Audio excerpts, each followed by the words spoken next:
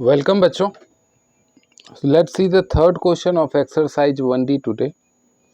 In the third question, the question is given if set A consists of elements 3, 5, 7, 9 and finally 11. ये तुम्हारा पहला set है set A and set B consists of elements 7, 9, 11 and 13. This is your second set.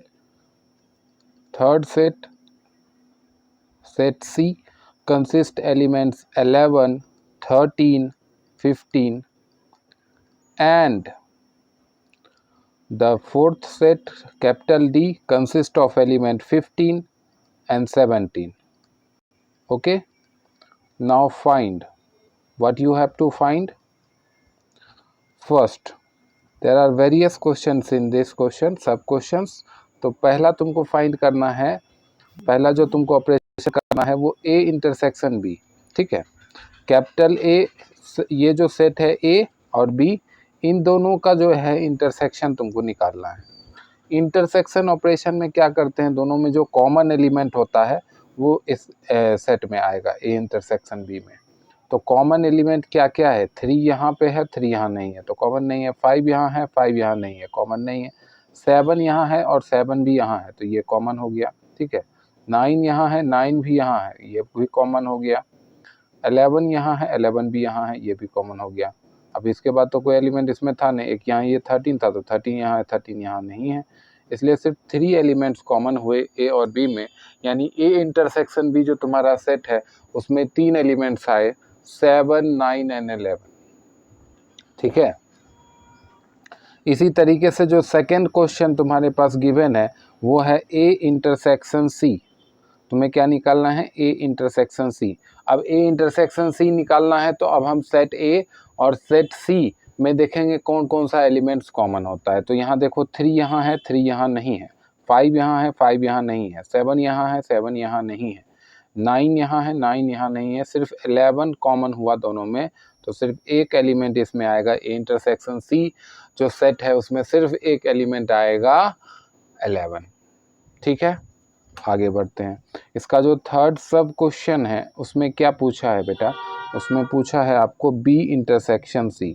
उसमें पूछा है आपको B intersection सी.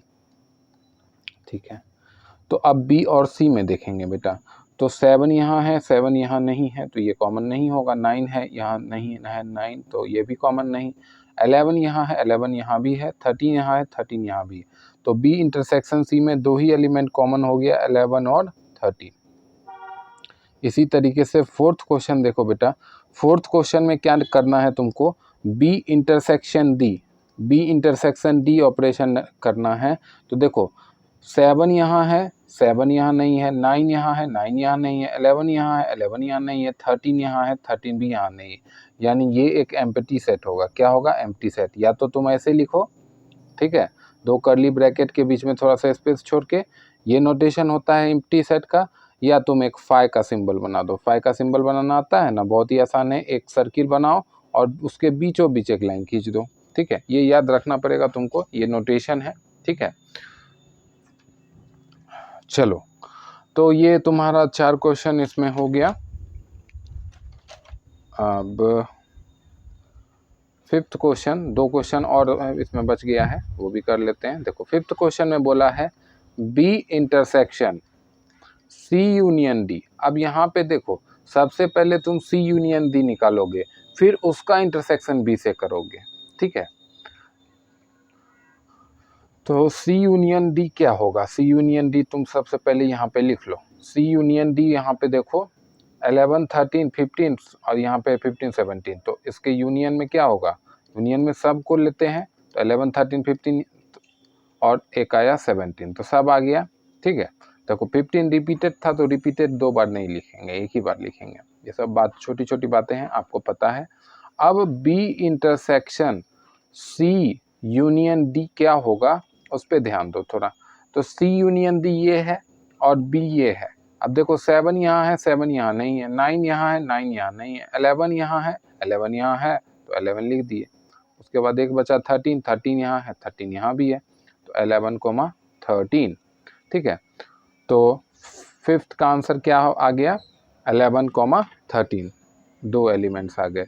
अब sixth question देखो, सिक्स्थ क्वेश्चन में क्या बोला है, A intersection B union C, A intersection B union C.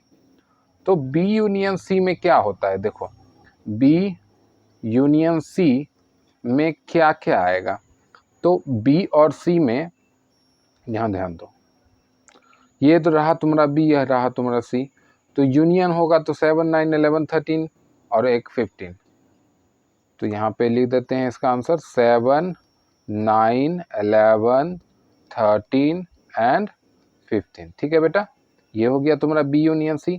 अब A intersection B union C की वैल्यू क्या आएगी वो देख लो।